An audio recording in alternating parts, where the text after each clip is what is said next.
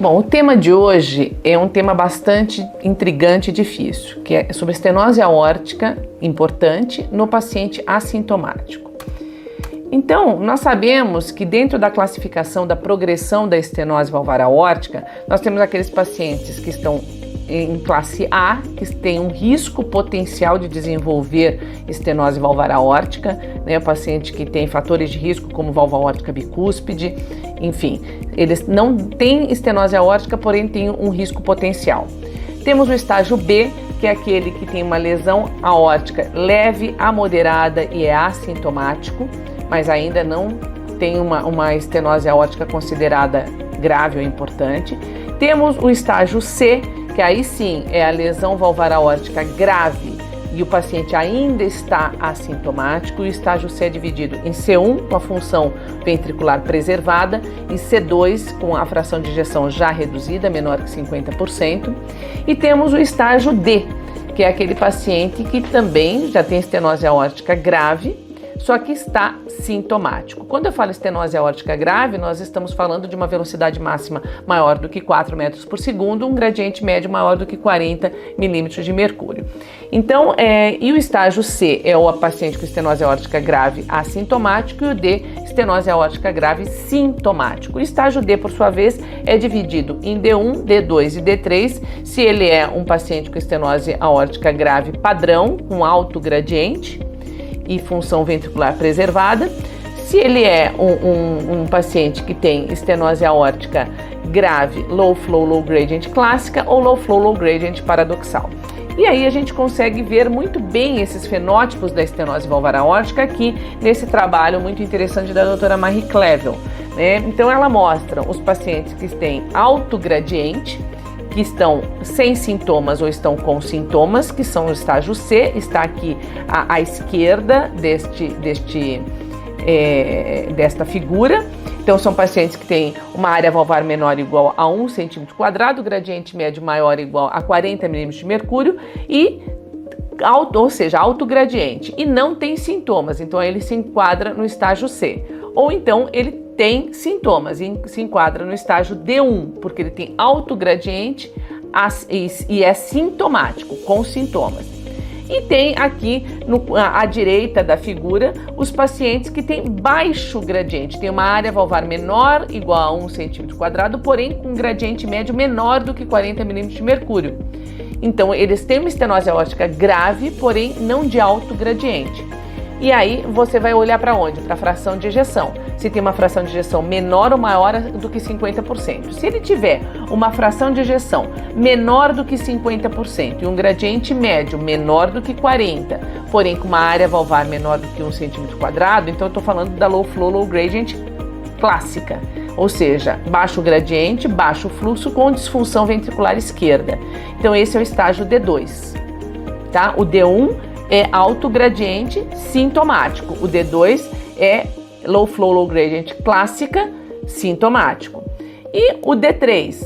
O D3 já é quando você olha para a fração de ejeção está maior do que 50%, portanto uma fração de ejeção preservada. E você vai avaliar o volume sistólico indexado. E o volume sistólico é menor do que 35 ml por metro quadrado. Então aí nós estamos falando da low flow, low gradient paradoxal, ou seja, ele tem uma área valvar menor do que 1, ele tem um gradiente médio menor do que 40 milímetros de mercúrio, tem um volume sistólico indexado menor do que 35 ml por metro quadrado, porém com uma fração de ejeção preservada. Então é estágio D3, low flow, low gradient paradoxal. E a doutora Marie Clevel, ela propôs também um estágio D4, que seria o paciente que tem normal flow e low gradient. Ele tem realmente baixos gradientes, mas um fluxo normal, fluxo considerado pelo volume sistólico maior ou igual a 35 ml por metro quadrado, que seria o estágio D4 por ser sintomático também. Só que esse normal flow, low gradient, ele é considerado por muitos uma estenose valvar aórtica que está saindo de um estágio moderado para grave, né? Então isso ainda é algo que não está consolidado nas últimas diretrizes.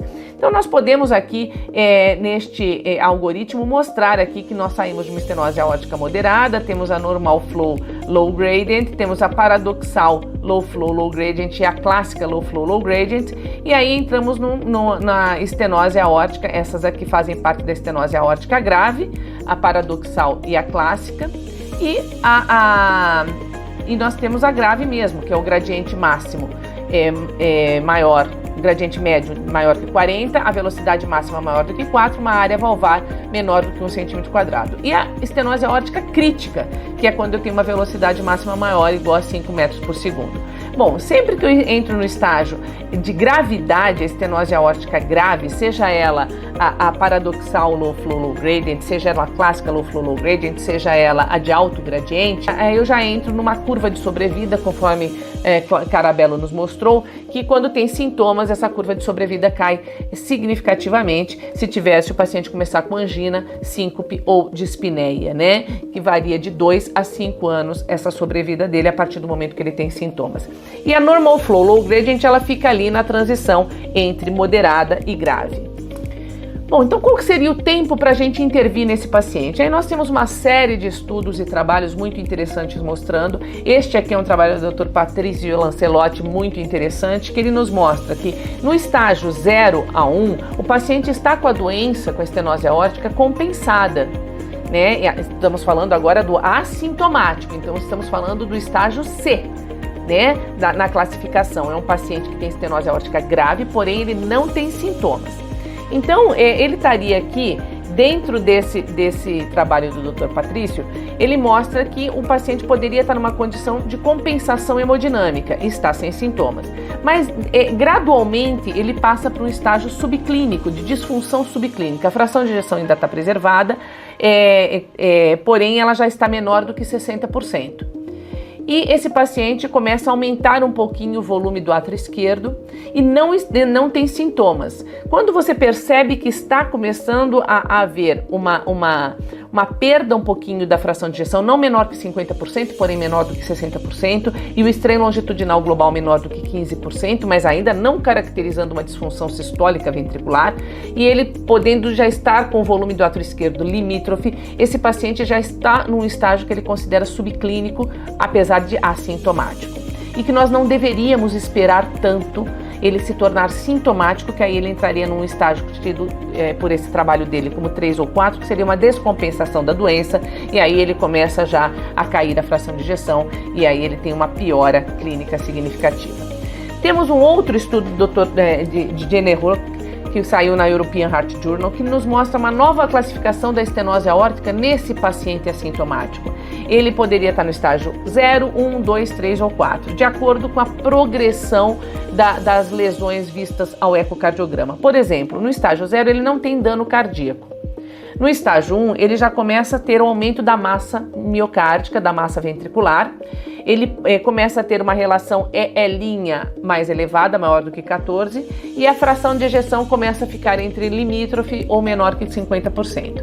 No estágio 2, então estágio 1 ele considera já o dano ventricular esquerdo. No estágio 2, além do dano ventricular esquerdo, começa a ter um comprometimento do átrio esquerdo, que começa a aumentar o seu volume sistólico para maior do que 34 ml por metro quadrado, e pode também desenvolver regurgitação mitral. Tá? E essa regurgitação mitral pode ser maior do que leve e desenvolver conjuntamente fibrilação atrial. Aí seria o estágio 2. O estágio 3 de Generot, ele mostra que pode já ter um dano da vasculatura pulmonar e tricúspide. Então já começa a elevar a pressão sistólica da artéria pulmonar para maior ou igual a 60 mm de mercúrio e pode apresentar regurgitação tricúspide. E o estágio 4 já o dano do ventrículo direito, que já começa a entrar em disfunção. E ele mostra um gráfico que, de acordo com o estágio dessa nova classificação da estenose aórtica, conforme vai comprometendo outras cavidades e a estrutura do coração, ele vai aumentando a mortalidade. Tá? De modo que no estágio 4 a mortalidade é bastante elevada, em um intervalo de 12 meses, ou seja, de um ano nós teríamos uma mortalidade de aproximadamente 20%. E aqui um outro estudo aqui, mostrando a estenose aórtica, né, um estudo de Manivana e também de Lancelotti, um editorial, não é um estudo, é um editorial, e eles são interessantes no que eles avaliam estudos que existiram, e ele coloca que quando o paciente já entra num estágio de estenose aórtica importante, com velocidade máxima maior do que 4 e gradiente médio maior do que 40, esse paciente já tem uma alta mortalidade. É uma mortalidade significativa, mas o que chamou a atenção é que os pacientes que estavam com estenose aórtica moderada, tida como uma velocidade máxima entre 3 e 3,9 e um gradiente médio ainda entre 20 e 39 milímetros de mercúrio, esses pacientes que talvez estivessem naquela transição da doutora Marie Clavel entre estenose aórtica moderada indo para importante, eles também tiveram uma alta mortalidade. Então isso chamou atenção nesse editorial que esses autores fizeram. E quando a estenose aórtica é crítica, com velocidade máxima maior do que 5 metros por segundo, mesmo que assintomático, esse paciente é muito grave. Tá? E aí uma meta-análise de estudos observacionais com mais de 3 mil estudos pôde mostrar que a intervenção precoce se associou a uma redução de cerca de 62% na mortalidade de todas as causas, e isso saiu no Open Heart em 2022. Então, o que dizem as diretrizes sobre esse nosso paciente, sobre a intervenção do nosso paciente assintomático com estenose aórtica grave?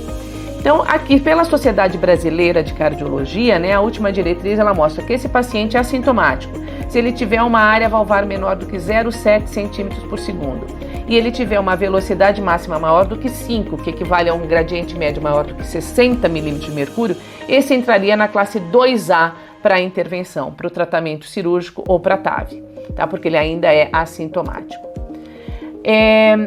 Então, essa intervenção ela só seria recomendada como classe 1 se esse paciente ele tiver disfunção sistólica, se a fração de ejeção começa a cair para menos de 50%, ou se esse paciente ele começar a demonstrar sintomas ao exercício ou em outros métodos, ou se esse paciente for para outra intervenção cirúrgica, tá? Outra cirurgia cardíaca.